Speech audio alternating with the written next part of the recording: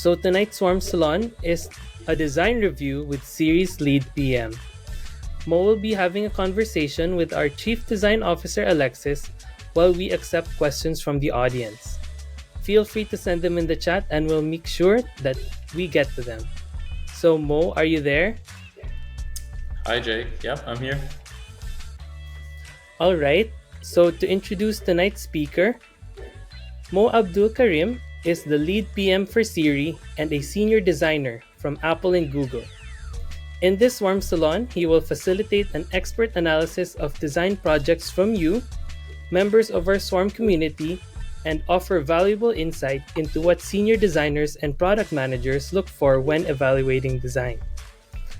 So let me hand over the mic to Mo and Alexis. Okay, welcome Mo. Thank you, Jake, and welcome to all our guests. Please feel free to say hi on the chat. So, Mo, where are you originally from? I grew up in Hong Kong. Okay, Hong Kong, and then what happened from there? Okay. Well, I started out in Hong Kong, and then I ended up going to college in California. And after college, I just got sucked into the whole internet world. So I stayed there for I think another 12 years. Went to New York because I just had to experience some of the creativity and the music and the art that was going on there. And then I came back to Asia. I'm now currently in Singapore. Okay, and it's been such a wild ride, and it looks like you have such a storied career. One of the first few things that came up in my mind while looking at your profile was that I didn't know that Siri was a separate company Mm-hmm. until I saw your profile. Like you were in Siri as a product lead when it was acquired by Apple. That's Can you right. tell us your story there? Yeah, so I was working at Google at the time, and then I got this call from a recruiter, and I was thinking of leaving because when I started at Google, it was around 2,000 plus people, and then in 4 years, while I was there, it grew to 20,000 people. And I had actually gotten the bug of starting a startup back in college. I did this, small nonprofit, and so I always had the mindset of going back into startups. So the recruiter called and she said, "Hey, there's this guy who wants to talk to you. It's pretty secret what they're working on. Would you like to meet him?" And I decided, sure, why not? And I ended up going to their office, which is in San Jose. San Jose wasn't exactly a great neighborhood back then. It was 2008, but I decided to take a chance, and I met the guys. Doug, who's a CEO, showed me a demo, and it was a demo of a personal assistant, and it was on the browser. It was not yet on the phone, and it wasn't using voice. It was just all text based, but the way he entered in his question was in a very natural way that you would use if you spoke to your friend or to your colleague. It was in natural, plain English. And he showed me on the left side how Google interpreted the results. And then he showed me on the right side how this prototype, it was called Mobile Hal, interpreted the results. And it was completely different because the one on the right actually understood the intent behind the words, whereas Google did not. So that's when it was sort of a wow factor for me, and I decided, hey, yeah, let's work on this. Okay, and eventually Apple bought you out, I guess. Yeah, I mean that happened 2 years later, so it was definitely like 2 years of a lot of hard work, building, the natural language, going through a lot of different data sources. 2008 was a time when the iPhone came out, and so there was a lot of apps, also coming on the iPhone. They were offering APIs, sort of the beginning of all of that. And so we spent a lot of time, looking at different services and then integrating those services. So this was even before Uber, but you could actually use your phone and talk to Siri and say, "Hey, I need a car to get home." And it would integrate with this service called Taxi Magic. And it would order you a car and a car would just come. So this was before Uber. But that was sort of like what experience we were trying to create. We called it a do engine. Whereas Google was a search engine on your phone, what you really wanted was a do engine to get things done. And so that's what we worked on for 2 years, and then the Apple acquisition happened. And coming into Apple, it looks like you stayed here for almost 2 years. One thing on the mind of our attendees and the audience basically is what the design and product culture is like when you're at a Mang, company. Like, can you tell us your experience from there? Yeah, so Apple and Google are almost very different approaches to product development. Google is a very open type of approach. It's a build fast, go to beta, launch, get feedback kind of thing. Whereas Apple is more of an unveiling of this very polished, refined product that there's a really strong narrative and story around. And I think we can learn from both. I don't think we necessarily have to choose one or the other, although we can see that both, even in their extremes, can be successful. But the Apple approach is really about creating that story, that sense of desire for a product, and it's aspirational. So where Google is very functional, very easy, very frictionless, Apple is more creating this desire within you that, oh, I gotta have this. And sometimes it's really hard for us engineers to understand why someone would want, a shiny computer that looks good. But it's not about that. It's about the intersection of technology and the humanities or the liberal arts. And it's about making technology really accessible and approachable, a person almost. And I think that's what Siri kind of helped with the iPhone. It kind of brought that for the first time. And so that is sort of the Apple approach from a high level perspective on product and design. And it's a very integrated approach where the engineering, the design, and the marketing are all speaking the same thing. So every step of the way, from the packaging, the unboxing, the setup process, everything tells the same story. And I think you can get that because there's a lot of control over the user experience. Yeah, That's amazing. This just hearing it from someone who's supposed to be in charge of a entire customer journey of everything, right? Like, I think the approach it's something to reflect on. And I kind of want to ask you, you were a startup person in college and you did all of the big tech companies. And I think you did some advising and some stints as a head of product in different places. What are you doing now? so my background, we talked about the user experience and some of the AI. So essentially, what I'm doing now is combining both of them, and it was really an inspiration from reading this book called Creativity Inc. by Ed Catmull. He was the former CEO and the founder of Pixar. And I was very intrigued about Pixar because Pixar is able to deliver hit movie after movie. It's consistent, right? So what is the secret sauce behind Pixar?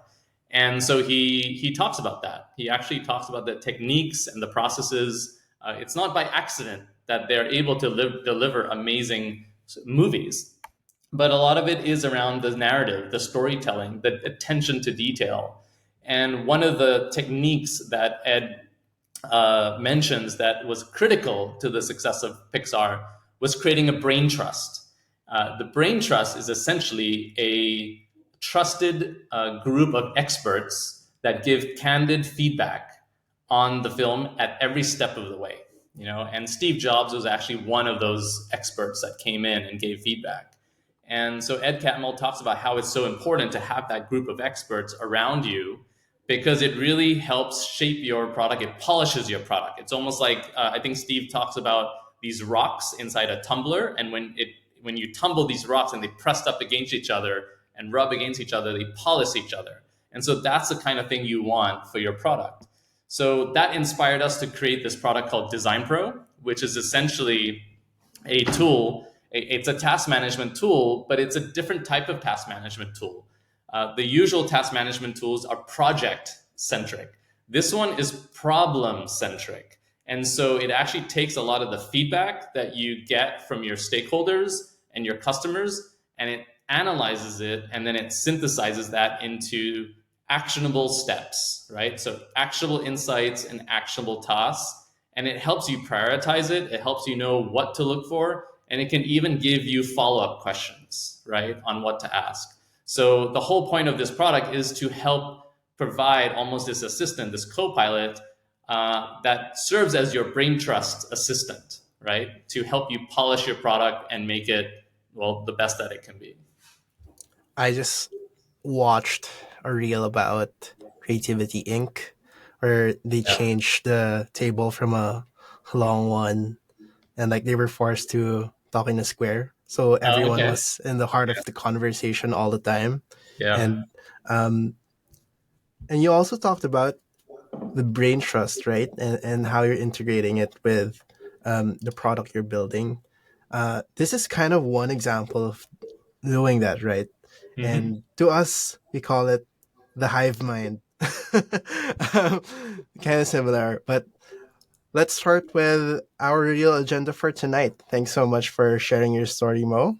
So, what's going to happen is Mo is going to share the tabs of our three lucky winners um, for the projects chosen. So, that's Harry Lee, that's Kai Shu Hang, and Pauline Wee. Pauline Wee, our previous intern at Swarm. All right. I'll leave it to you, Mo.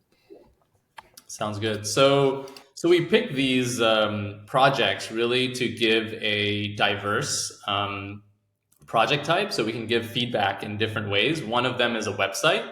The other one is a designer portfolio, and then the last one is a set of mobile app screens. And so we're going to go through them step by step, and it's going to be pretty casual in terms of how we give feedback. What I'm going to be doing is to actually record my feedback. And just like I said, what DesignPro does, it analyzes it and then it creates actionable insights based on the feedback. So that's what I'm going to do, starting with Harry's product called Autumn. And so I'm going to go ahead to share my screen, and then we'll just go step by step through the website. So here we go. And I'm also recording myself. All right. So hopefully you can see my screen, and you can see Harry's autumn.ai. And we're just going to recreate that brain trust that we talked about and just start giving very candid feedback, all for the purpose of being constructive and getting this to the next level, right? So let's start with the first impressions. First impressions here that I have, firstly, is this title. This is what captures my attention the most, the GitHub for salespeople. And one of the things that comes up to me is whenever you have a landing page for a website, it's really important to think about the customer that you're speaking to. Because the world is really big, right? There's billions of people out there, and anyone can access this website just by typing in the URL. But your product is, especially when it's starting out, it's not going to be for 1 billion people. It's going to be for a very small percentage of that. And so when I see GitHub for salespeople, I kind of get it because I know engineers and I work with engineers. But the first thing that comes to me is, will the customer understand it? So I think it is a question for Harry in terms of what is the audience that the team is thinking about. But if we think about GitHub is a very engineer language, and we're talking about salespeople here. And there's a gap between engineering and salespeople in an organization. So my first question is, will the audience of a salesperson, if that is the audience, understand what GitHub for salespeople actually means?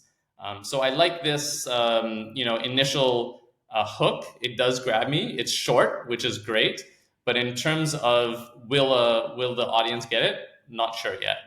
Also, it's really great, I think, in the very first headline to really capture what is the actual value that you're bringing.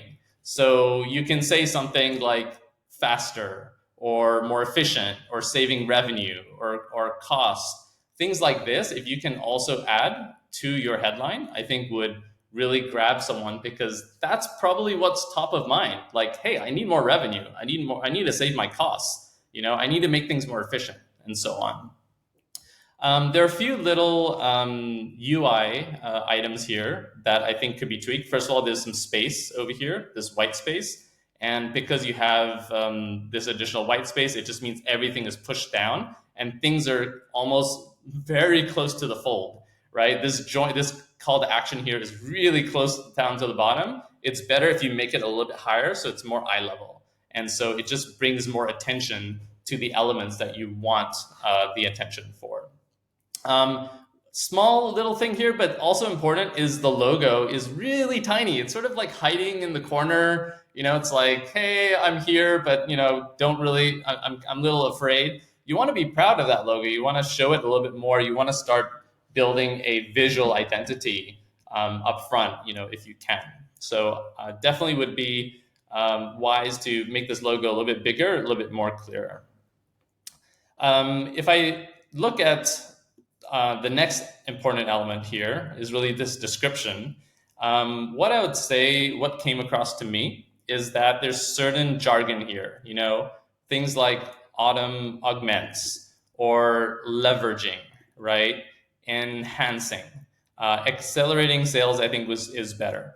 But I think it's helpful. What I found with these landing pages is just to use regular plain English. So for example, if you're trying to say something augments your tech sales follow-ups, you could say something like, make sure you don't miss your follow-ups with sales, right? So it actually tries to get a little bit more into the emotion, or just like the plain English of what is the fear or what is the problem that actually you're trying to address, to make it a little bit more relatable. Because if I think of augment, I really have to think, okay, what does that mean? What does it mean to augment a follow-up?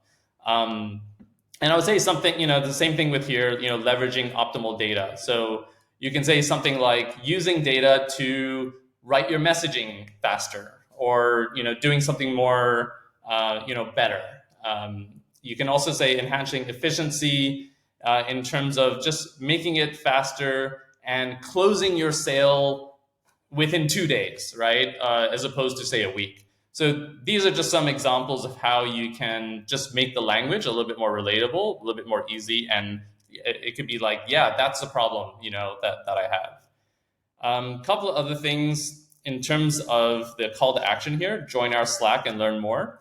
I'm not sure. I'm just, it's just a question, actually, more for Harry. Like, is this the call to action that you really want, or is there something else, that you can do to really help drive the value of what you're trying to offer? Because this first page is really, I feel, about what is the value. And if you can turn this into, say, a video, maybe there's a way that they can launch a video to really understand it in terms of the learn more. And joining our Slack, maybe there could be another way to really participate or to try the product before joining the community. That could be, something else. In terms of the hero image over here, I think there's a lot of text, and I think we know from our experience, when someone lands on a page, very hard to read all the text. It's really about glancing. So I would think of this landing page as more glanceable type of UI, and really focusing on the parts of the product that you really want to highlight. So when I look at this, it kind of reminds me of email, maybe a little bit like Slack. So if it is a GitHub, then what is the part of the GitHub that, really is the critical part that's different? Is it the fact that it's collaborative? Is it, is there AI here that maybe generates some of this text automatically? I think you can probably highlight that. And if there's more than one, you can actually have a slideshow here, or, if you want, you can even have a video. It depends how you want to communicate the value, but that's something you can think about. So as I go down this page, great to see some logos. Of course, it helps build credibility. But I've seen in some pages you can actually add a sentence here. You can say things like, salespeople from these companies use Autumn to close deals faster, for example, right? So it just adds a little bit of context around these logos. Otherwise, these logos are sort of like kind of hanging there a little bit without actually connecting it to the customer. Why Autumn over here? I think this is interesting in terms of, I think it's a good idea to have this question of why Autumn, because I think this is a time where you can actually show a case study. Now, this panel here doesn't really come across as a case study. There's a lot of text, and to be honest, I'm actually skipping them. What's coming out to me are sort of these white headlines over here. And this, again, over here, this image, I'm not really sure what the clear feature is or the value is. Is it the fact that it's collaborative? Is it a mobile interface to make it easy? Is there some AI here that maybe helps me write the conversation, to close a deal faster? It's a little hard to know what's actually the key element. But I think what you could do here, as I mentioned, is really turn this into more of a case study.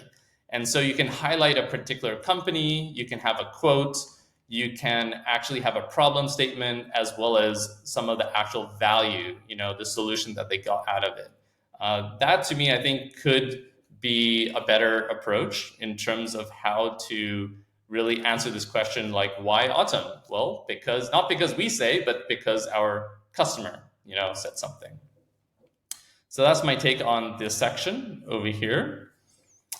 And how does Autumn AI work? I think this is definitely, again, you've chosen the right topics, but in terms of actually addressing these questions, I would say, again, people skip a lot of the reading. So, I might read a little bit of this, a little bit of that. I probably am missing this, to be honest.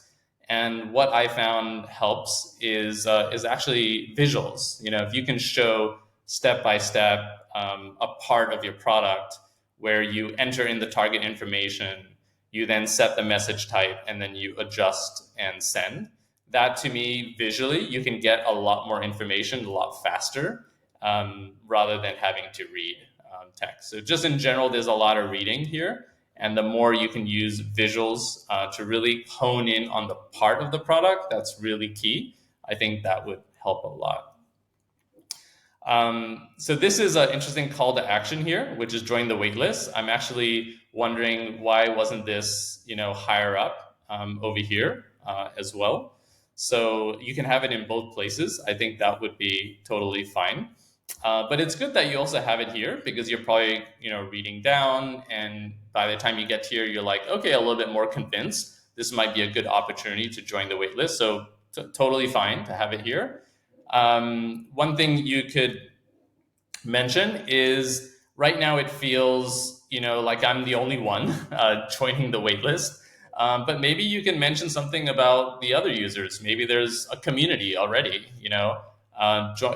join 500 other users that are benefiting from Atom to close their deals faster, for example. So it makes them feel like, hey, I'm joining something. I'm joining like this group of other people. I'm not like the only one. I know you say here, be one of the first users.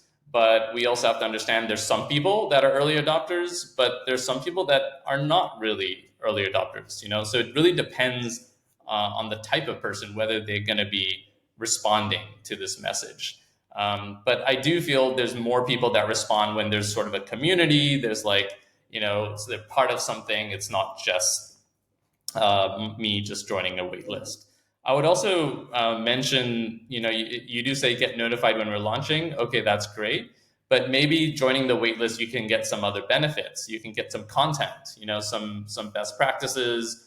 You can maybe join a talk by, a few salespeople. So you can actually offer like other value that's not just your product, around the product, content, that they can learn. And by joining the waitlist while they're waiting for your product, they can still benefit and they can still learn and get some value out of joining your community. Features here. So let's see. Again, a lot of text. So I think very similar type of feedback. I think this is where you can really show an image. And what I've seen works really well is you have sort of two columns where you have one of these features on the right, and then the image that shows the visual of the feature on the left. And what that does is it makes the connection again visually of the feature and the actual, how it works in the product. This is, I think, where you need to start answering, how does this really work? Like, does this fit in my workflow? Is it easy to use? Can I see it working inside of my company, my team? These are now sort of the questions that are probably coming up to me. And I think having an actual image of how it works inside of your product, again, not showing the entire product, but like just the part of it that is relevant for this feature and zoomed in, I think would really help. And again, it will help build a bit more trust. Like, oh, okay, I understand how this works. All right, sure. I'll be willing to try it out. Pricing, I think these, in terms of the design of this, it's, I don't have any too big of an issue here. It seems pretty clear. What you might want to do is just be clear, what do you get exactly between the beginner, the scaling, and the premium? Like, what is the actual difference besides the price? I know you mentioned increased monthly credits, but what does the credit actually give me? Is there some additional pro features that I get here? I think having those listed out would just allow me to see a little bit more of a storyline between beginner, scaling, and premium, and which one I fit into. In terms of the pricing, this is like a whole nother, activity where if this is the right pricing for your customers, this is something you may want to actually test, get feedback on. This really is dependent on your customers and how much they're willing to pay for this. Let's see, testimonials. I would put testimonials higher up because it's almost like I want to see testimonials before I do any commitments to pricing. And so I would like to see this further up in the website. I would also love to see some more examples here, because this is just one person. It makes me feel like, oh, there's only one person, on this product. But if you have 3 or a few more, I think that would help. You can also make the design of this a little bit so that this is more of a quotation and more of a speech, type of effect. Right now, this is very similar to any other text. It just reads, but it doesn't feel like it's coming from Akshaya here, Let's see. I think that was at least the first initial pass. Alexis, did you have anything you may want to add that I may have missed? I think you changed the text to black, right? Like on your inspect element. Oh, is it? thing. Yeah. But I think it's originally white though. Just from a visual design perspective, for me, some of the things you've called out are important, like the prioritizing specific information above the fold, so removing a bit of the white space. Something to consider as well is reducing the cognitive load. When you're comparing the text to your visual is kind of also like text, so it's like hard to consume it. Following Mo's advice earlier could work. To me, the logos at the top part, like if you scroll down, Mo, Yeah. they're kind of not balanced. here. So typically what I want to do is adjust each image individually. So it all looks like it's in harmony. Oh, but you're Uh, saying vertically, it's sort of like not aligned here, I think, right? yeah, Yeah, yeah. you can tell because it's a white background. You can tell quite easily with the Hmm. eye. Yeah. And just someone as a design person as well. Like my honest opinion here is, it kind of feels like the design of your site. It's like it's templated. Like I feel like you bought a template somewhere, and that's okay. And like you're customizing it to your own needs, right? Um, and you still have to learn the templating a bit more, right? You can pursue that if you want, to continue there, or you can just do something entirely custom. But this is just an assumption on my end, honestly. Yeah, I think a lot of your feedback makes sense, Mo. I also think social proof should be higher up. So Hmm. testimonials, the number of people on your wait list, put that at the top. I think the joining the Slack thing, honestly, if you have a wait list, if people sign up, you can send out an email and like just tell them to join the Slack. And like keep them warm by sending them like a campaign of things that contain your content.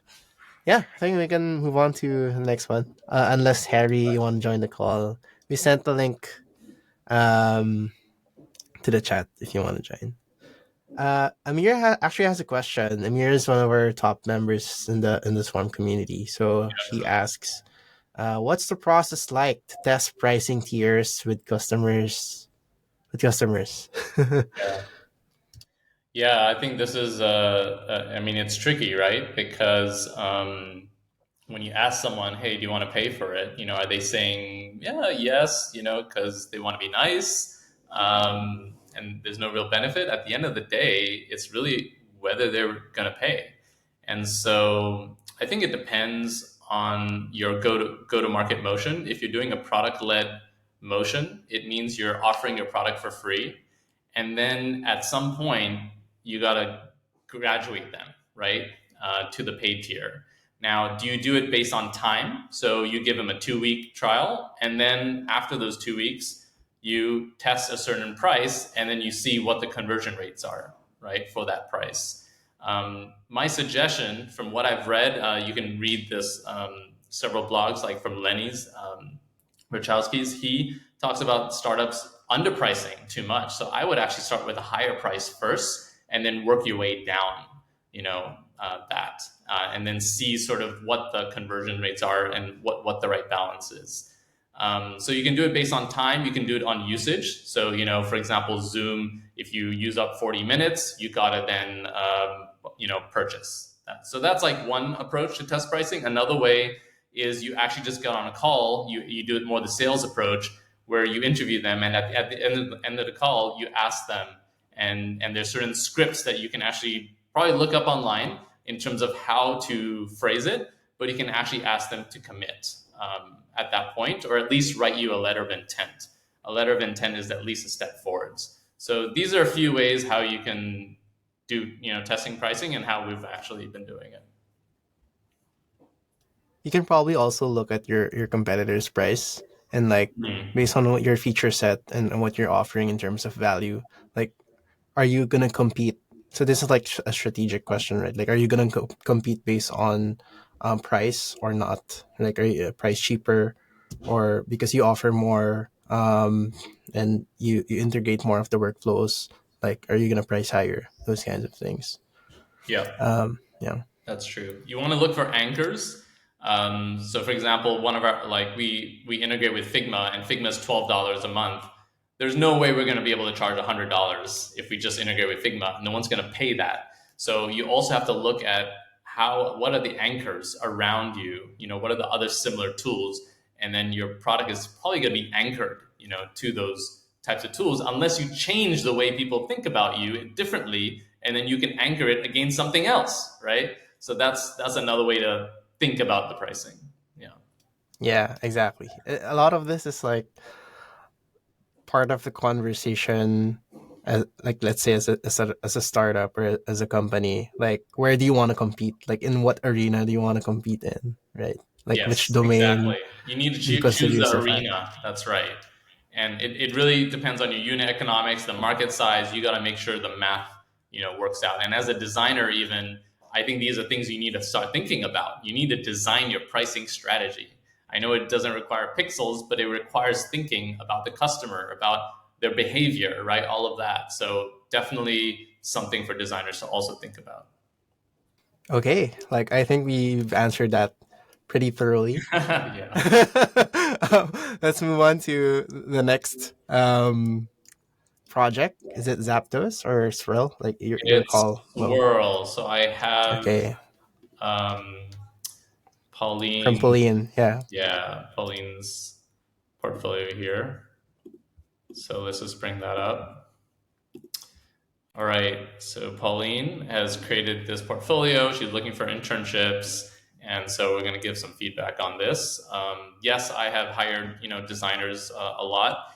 And to be honest, I will like to preface this by saying a lot of the portfolios these days that I've seen, they kind of look very similar and they all look great. But at the end of the day, for me, what allows me to build trust and credibility with a designer in the beginning is actually just to do a project with the designer. Because when you work with a designer, you understand how they think, how they solve problems. I think coming with great UI, aesthetics, it's easier to do these days because you have design systems. For me, working on tech problems or on AI, it's really about problem solving. And so I'm gonna, give feedback with a bit of that lens because that's what I'm, looking for when I work with a designer. So the first thing that catches my attention here that Pauline has mentioned is Pauline Wee is a product manager, developer, and UX designer. And I think like it's almost like your differentiator is right there, but I feel you almost haven't really tied the loop. So the fact that you're a product manager, a developer, and a UX designer all rolled into one, I feel is almost something that I haven't seen very often. And if that's something that you can, really articulate a little bit better, you mentioned it, the pieces are there, but being someone who's almost like a complete person that can, design, so you can design everything yourself, and you can manage the priorities and the tasks yourself, and then you can go build it yourself. So if I was someone that can do all of that and I'm not, I can almost imagine myself just being able to plug in really to any kind of startup and be able to run with it. I don't need to really have to fit into the systems or the processes because I'm like an entire package. In fact, your ideal customer might be an early stage startup that doesn't have a huge team that needs to almost have people that wear many different hats. So if you think about your audience and who might be the person who's looking for someone who can design and build and execute, together, it might be that early stage founder that really needs someone to really turn their idea into reality. And, you're really that person. So I think that's really the first thing that I found. And I actually found a portfolio online. His name is Tanner Christensen, very well known. And I thought I'd show I you. like Tanner. Yeah. He's great. Tanner's awesome. He's got a lot of great feedback. He actually has more experience giving feedback on portfolios than I do. So I thought I'd take a look at his portfolio. And what you can see here is he really talks about himself in terms of the value that he provides. So someone who's experienced, someone who's curious. I think curious is really interesting. It's pretty underrated, but it gives you the feeling that, oh, this person really wants to know me as a client. And then versatile, right? Being able to really work in different ways, be able to solve different problems. So these are the words that he uses to describe himself. and it comes across a little bit more like this is the value that I'm getting. Whereas with yours, I get the role, but if you can think about what is the value that each of these roles, provides, and you're providing all of that, in one person, one package. So I spend a lot of time there because I think that's really an interesting, positioning that you have that I haven't seen too much, and it's something you should focus more on. The next thing I do notice, it's actually what I don't notice, but I know you put it second here. I don't really read this second line, so I just visually sort of skip it. It may just be that, it's not as important to mention all of these things, but just wanted, to make sure it's out there that I'm missing this. My next, focus, my attention goes to the read the blog and slide into my DMs. To be honest, as someone who is looking to hire or looking to evaluate you, the blog and the DMs are nice for me, but that's not the most important thing. What I want to see a bit higher up are actual projects. And you can see here on my screen that your projects are actually hiding a bit below the fold. They're sort of peeking a little bit up, but they're not like there. Whereas you can see Tanner's, for example, you can see Netflix at least pretty clearly. So I would push these up a little bit, and I might even, focus on one that is your true hero portfolio rather than having it in these two columns. Because when you show me in these two columns, they're equal weighting, and I really don't know where to go. I can go here, I can go there. I have to make a decision. But maybe you want to tell me which one. Maybe there's one that you prefer for me. So naturally, I'll just go to the one on the left, because that's where I start to read. And I see these screens, and the first thing is, that comes to me when I look at these screens are they're well done, they're nice, but I don't really get the context. And I almost want to see your customer in the hands, or sort of like this a little bit more in context. So, for example, Tanner has a little bit, this here. So he shows a dashboard on a computer on a desk. It gives me a little bit more context than sort of these screens. I don't really know what this is about or what the use case is. So that's the first thing. That's my first impression, here. As I come down, okay, connecting creators to brands, fans, better ideas. Okay, I think that's fine.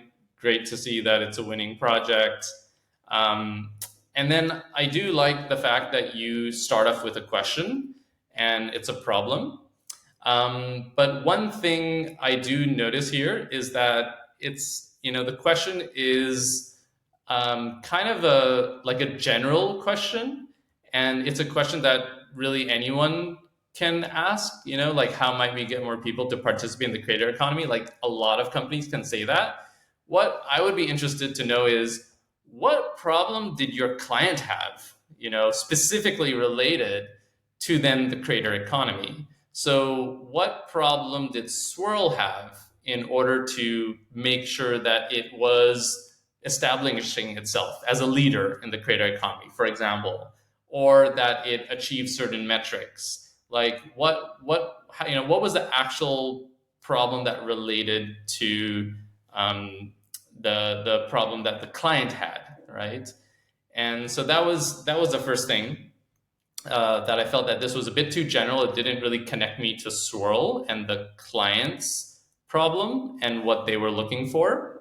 But the second thing I would mention is, while I like the problem, I also would love to know a little bit more about what was the environment that, what was the sort of the pieces, people you were working with, the tools, sort of the situation that was happening at Swirl. So, for example, you can see here Facebook Ads Manager, and here is the very first sentence that I think really grounds me in what was going on at Facebook.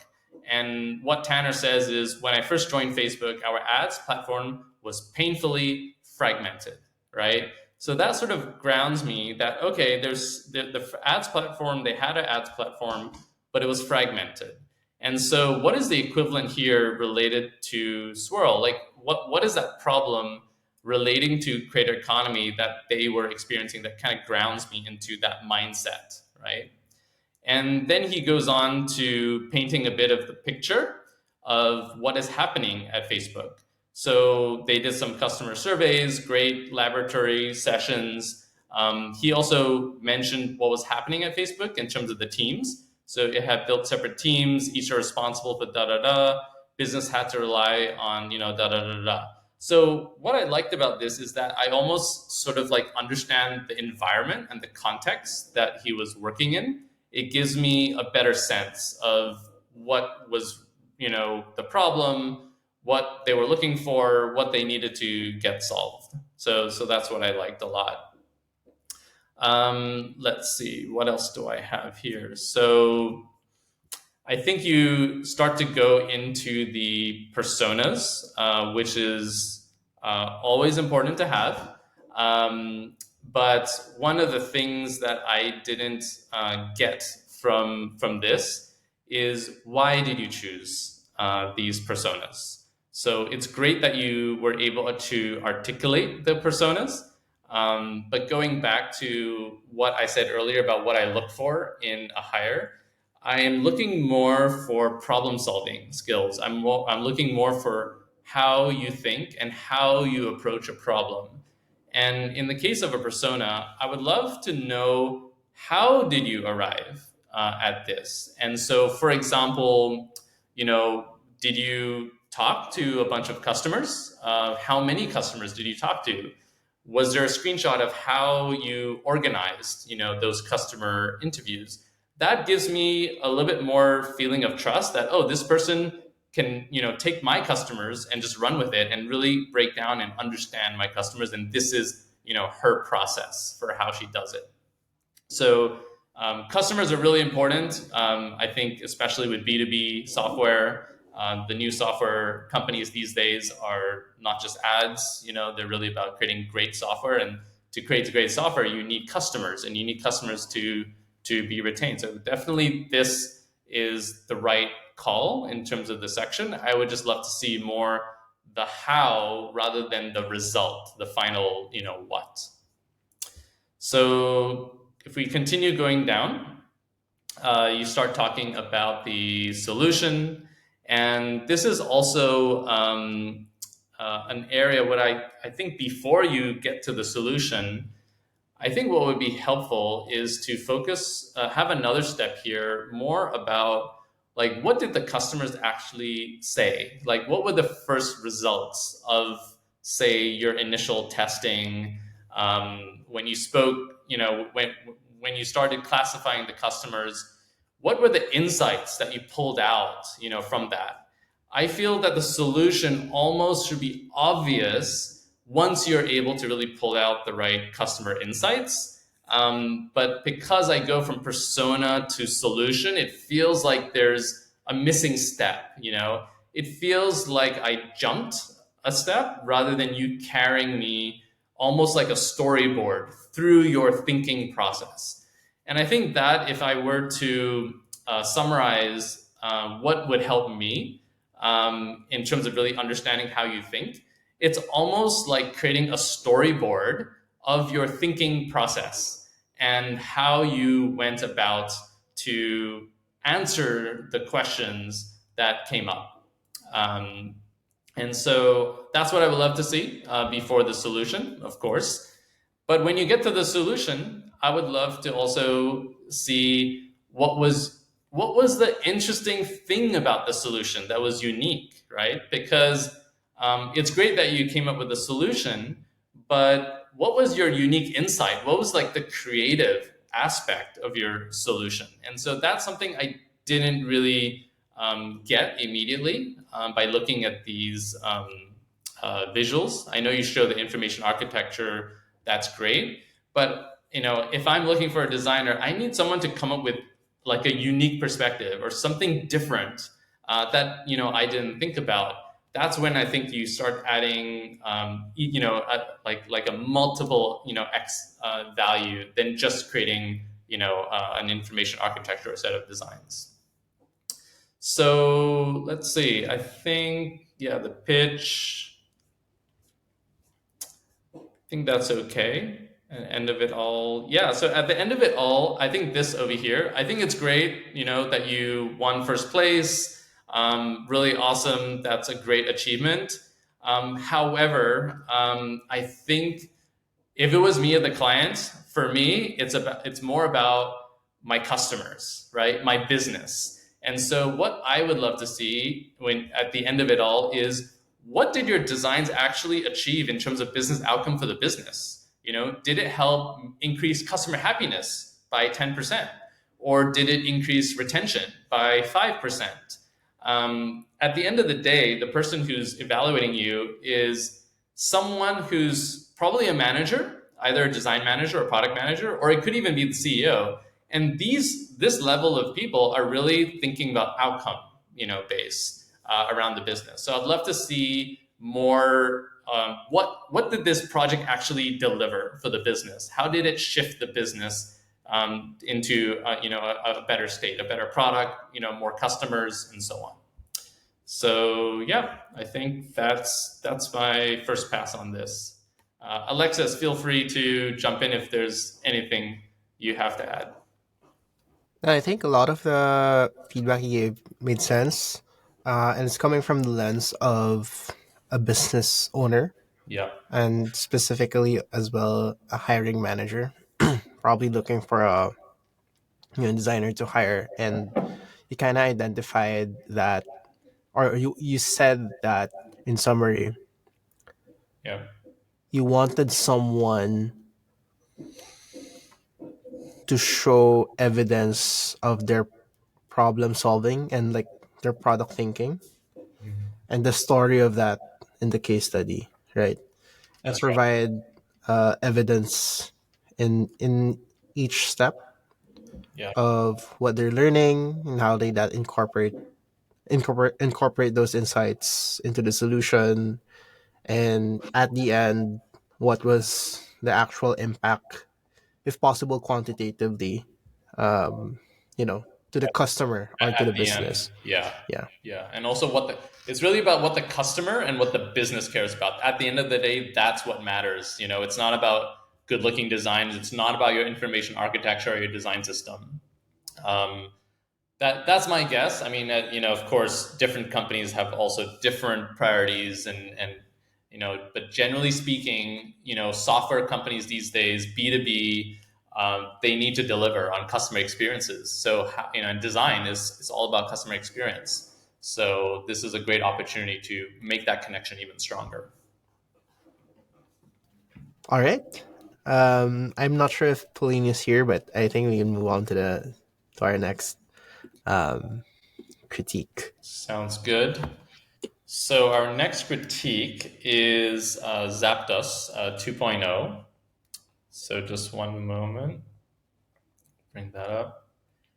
And I saw from, I think it was Kai's. Yeah, Kai said that he's building GetGo, basically a car sharing company located in Singapore. It has, integration with EV charging ports. And as a PM, he would love to learn more about how to provide feedback to designers. I think this could be a good opportunity to talk about the relationship between product management and design and how PMs can actually help designers and also vice versa.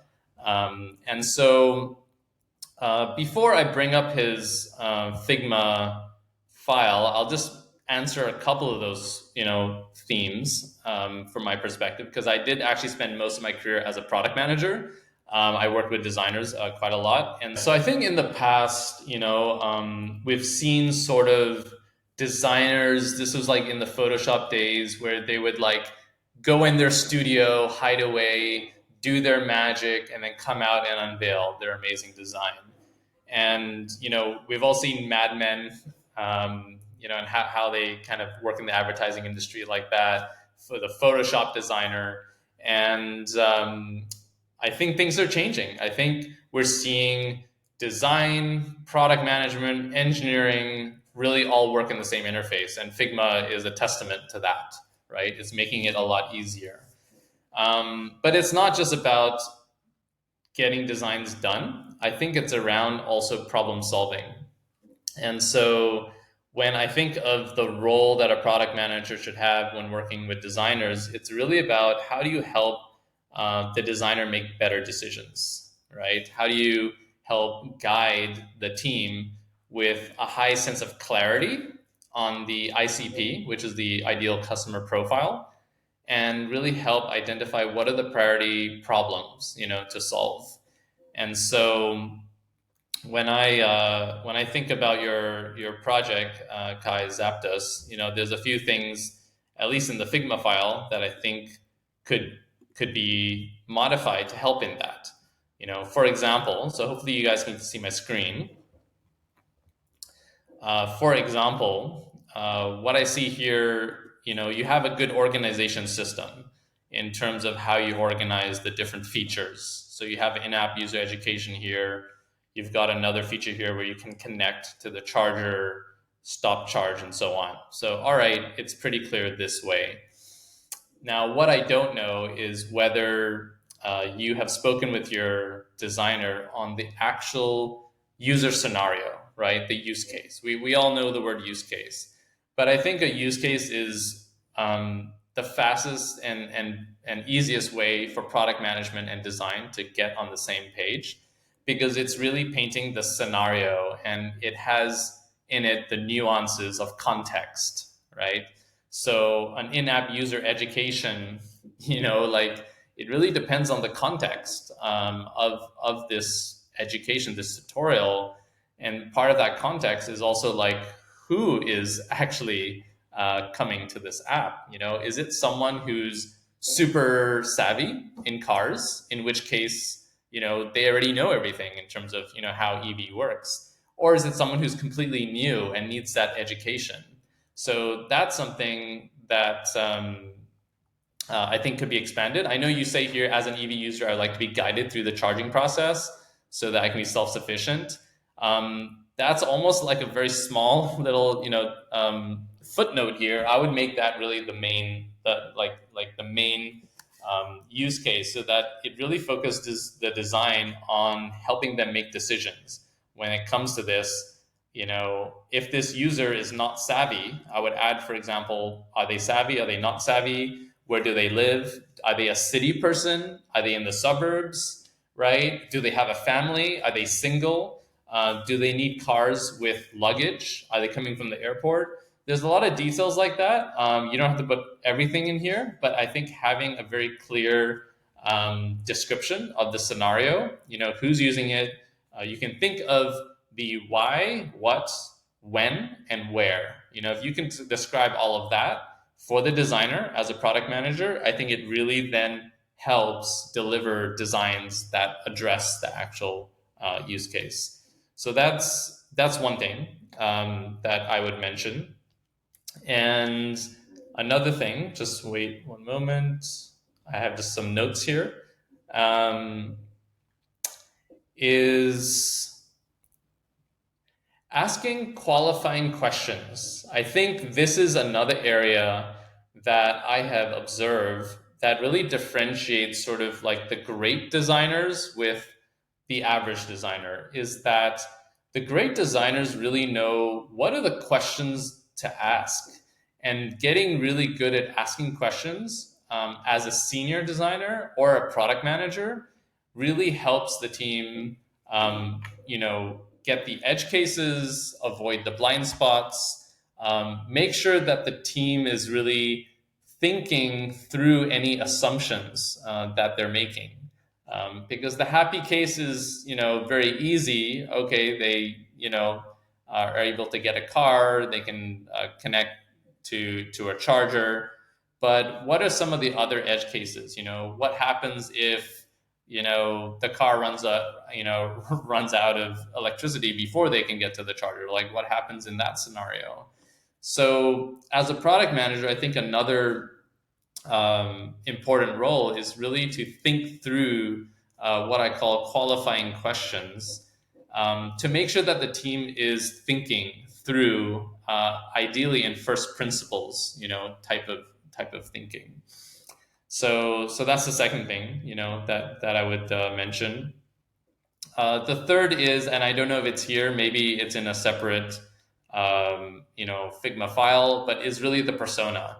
I actually like to have the persona with the designs rather than it being separate, because it's always really great to refer to. And I would have very detailed personas. We talked a little bit about, is this user savvy? Is this user in a city?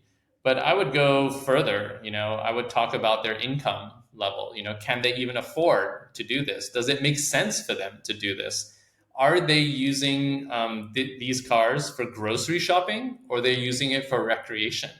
Very, very different use case, very different design considerations, depending on what those are. So really helping the designer really paint the picture, I feel, around the customer profile would also really help. I think getting down to some of the screens here, if we can, I'm just going to select a few of them and give some thoughts. So one thing I noticed is that there's quite a lot of information, especially, if you're getting a car. I understand that, there's some duration happening here. Not really sure about that. There's extended booking. There's finding EV chargers, connecting to an EV charger. I think what some of the companies that I really enjoy, the Airbnb or the Apples, they really focus the screen on really one or at most two things at a time. And I feel there's a lot going on here. And I also feel they have sort of an equal weight in terms of grabbing my attention. So these two buttons, for example, are sort of the same weight. I'm not really sure what to do next, at this stage. Am I supposed to extend the booking? Is that really the main call to action? Am I supposed to find an EV charger, near here?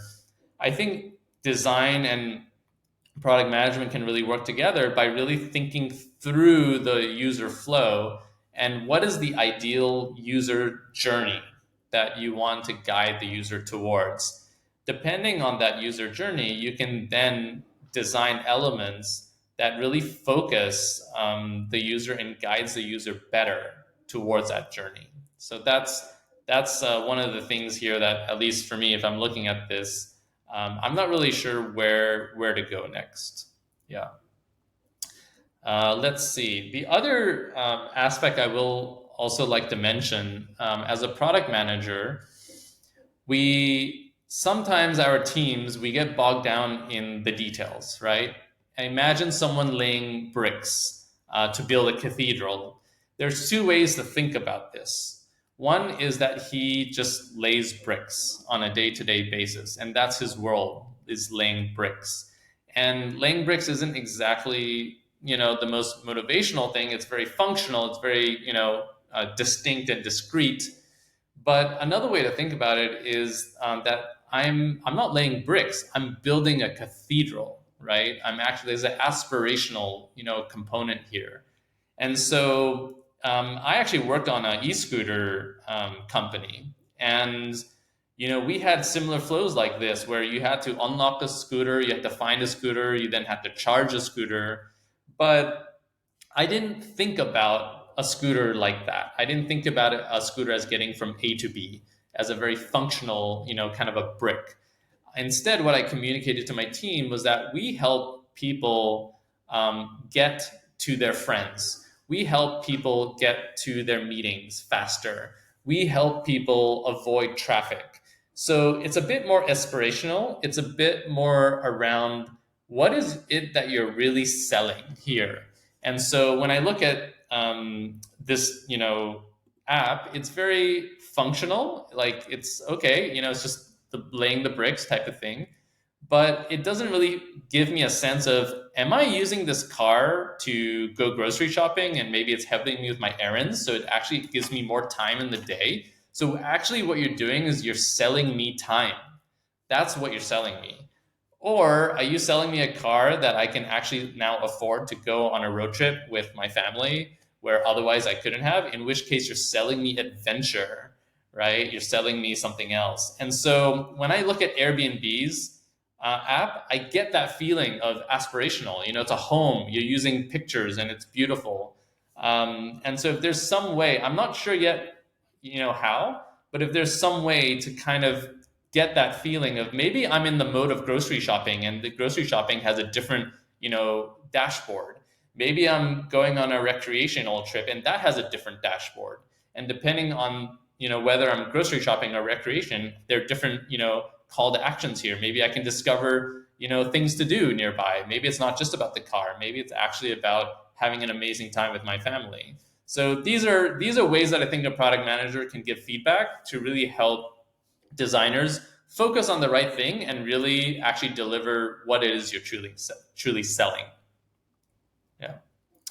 I'll stop there for now in case Alexis has something, and maybe we'll have some more ideas on this, because it's a huge topic. This product manager designer kind of relationship. It is a super huge topic. I think a lot of designers get shy or they don't have confidence, just to step up and be partners.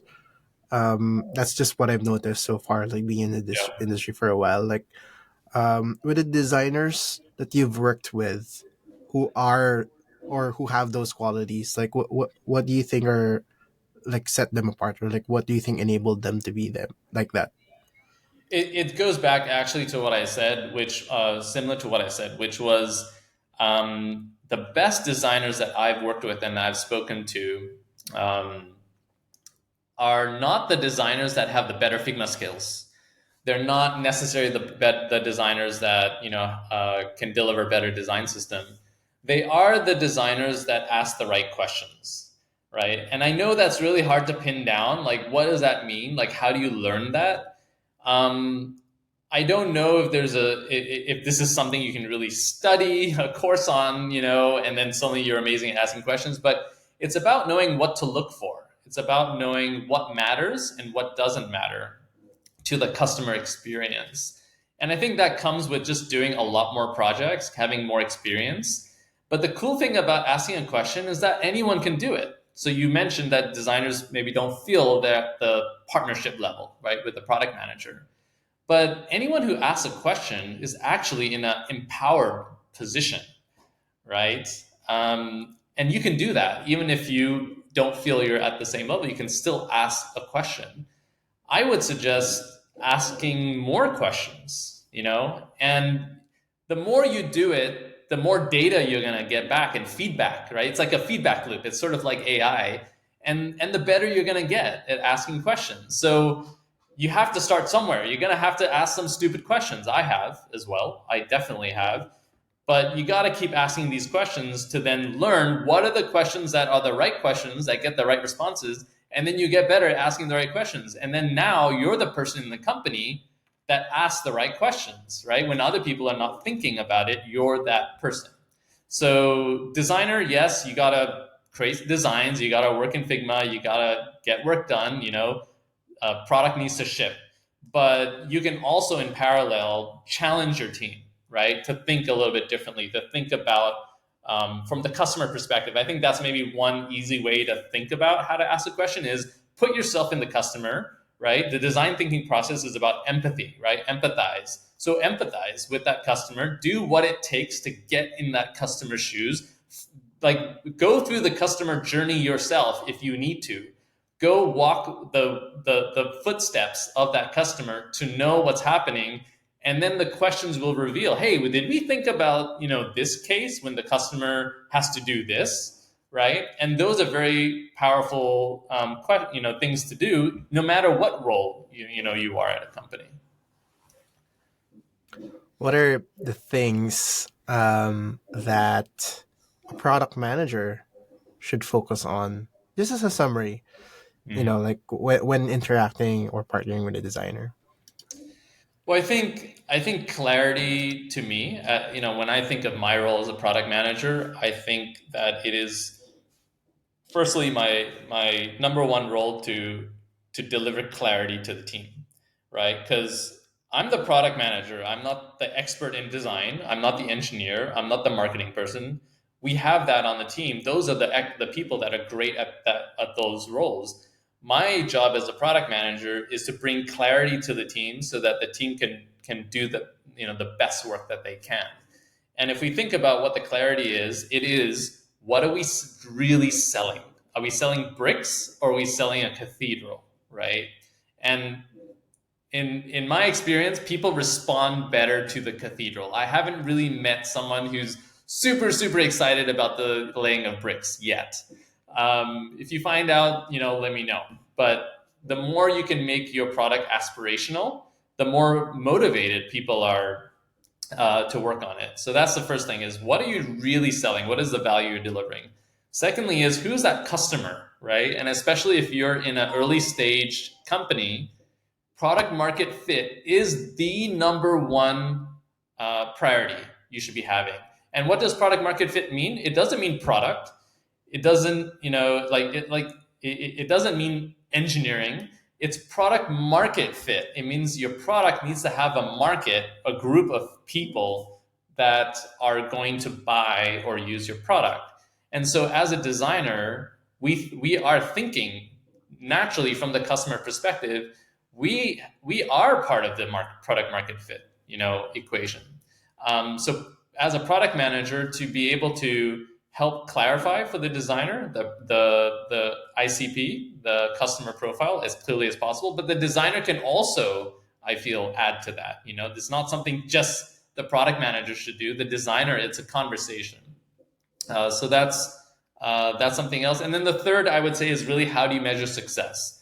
So this is something we haven't really spoken as much about this, but you deliver your version 1.0, right, of your designs, your product. Then what? How do you know that it's working?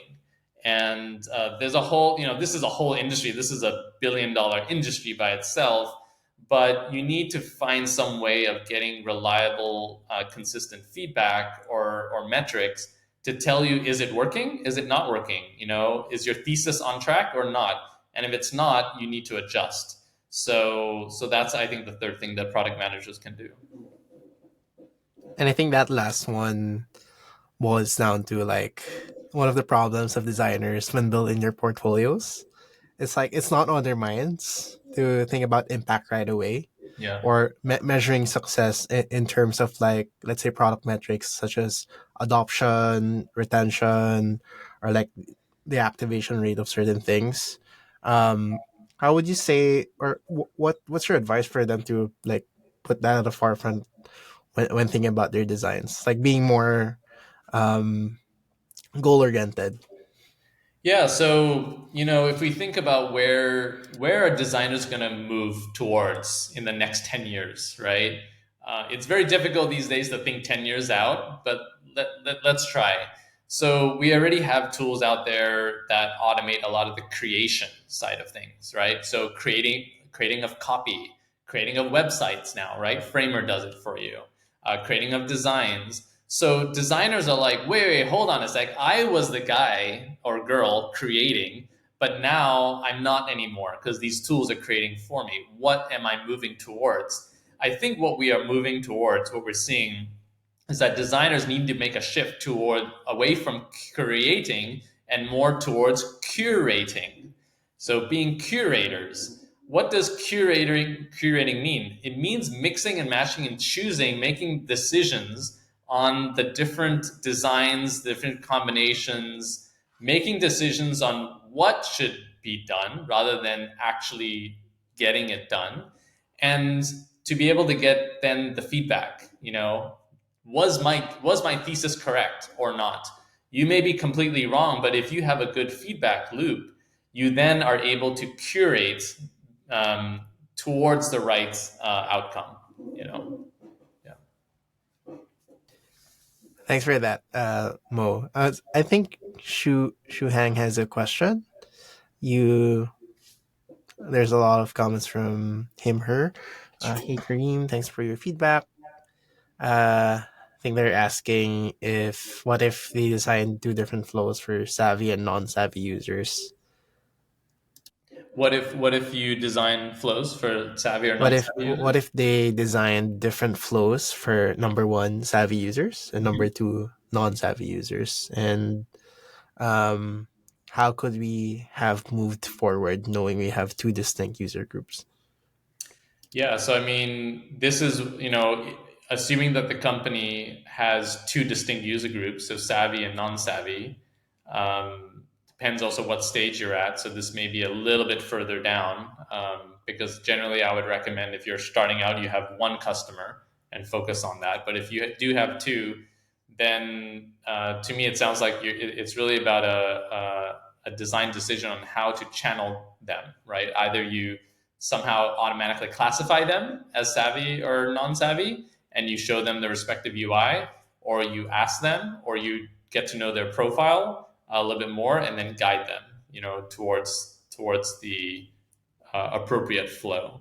At AdWords, for example, when we designed AdWords, we actually had this concept. We had AdWords like a game. So level one was like non-savvy, but then as you started, using more of the features and you started like, creating more campaigns, you went from one campaign to 5 campaigns. You then went up to savvy, right? You upgraded. So then we had sort of this game where you had level one, level two, level three, and then your users are sort of like going up the levels. So that's how we did it in terms of guiding users down this journey. Like you gamify the progression of the Yes. users and Yes. for segmentation purposes. Yes. Yeah. Cool. Luigi asks, would AI take our jobs in 5 years? Who would take the jobs?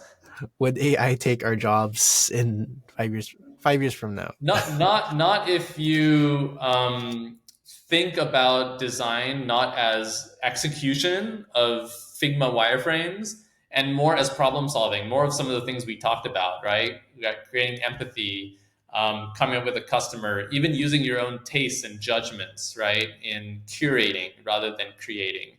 So I would say no. And the best way to protect yourself is to level up your skills into these higher order, softer skills. I know they're harder to do, but the more practice and the more you do them, like asking the right questions, the more protection you would have against AI.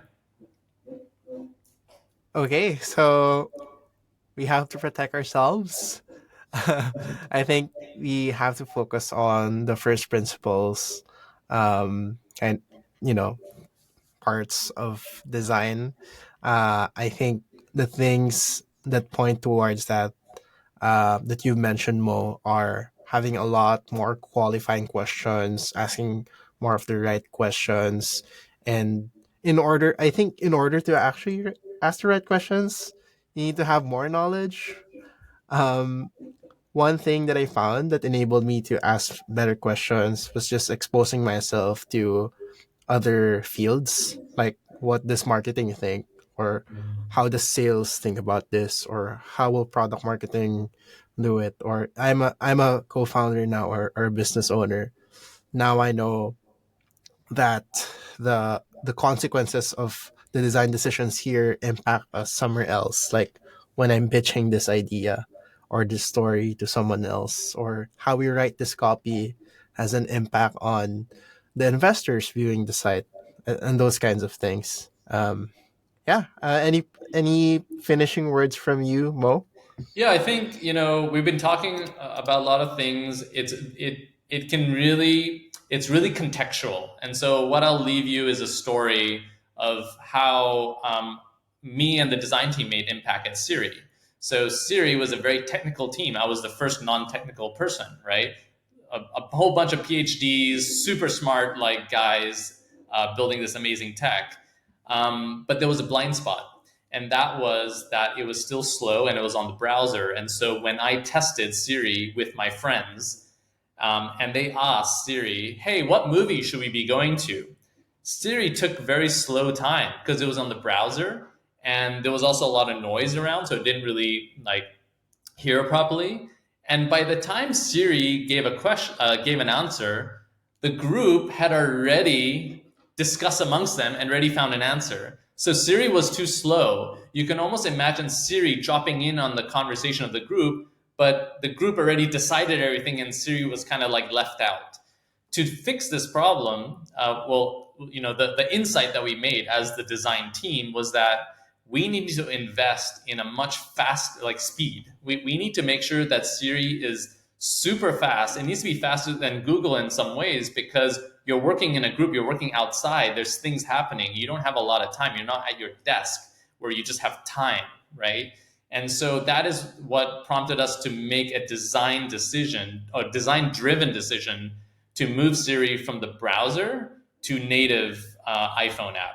And that's actually where the future of Siri went. And not only went into native iPhone app, but then when we got acquired by Apple, it got native into the operating system, into the home button.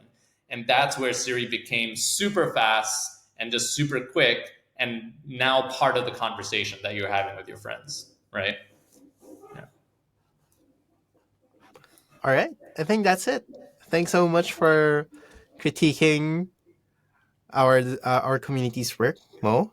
And to all our friends in the audience, thanks so much for attending tonight's Swarm Salon.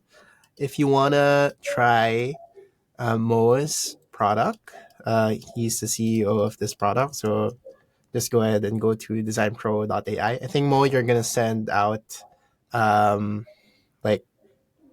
think feedback through your product to the designers, Yes. right? Yes. So So you for can the 3 expect that that. we just did here, I've recorded myself. I'll upload it, and you can get all the notes and everything that have been analyzed and synthesized. And for anyone else that have submitted asynchronously, I can do it asynchronously and just email you. That's it. Okay, we will have more events in the future like this, and probably more of Mo, because he's awesome. super, super valuable to the community. Thank you so much, everyone. Have a good night. Thank you. Bye. Bye.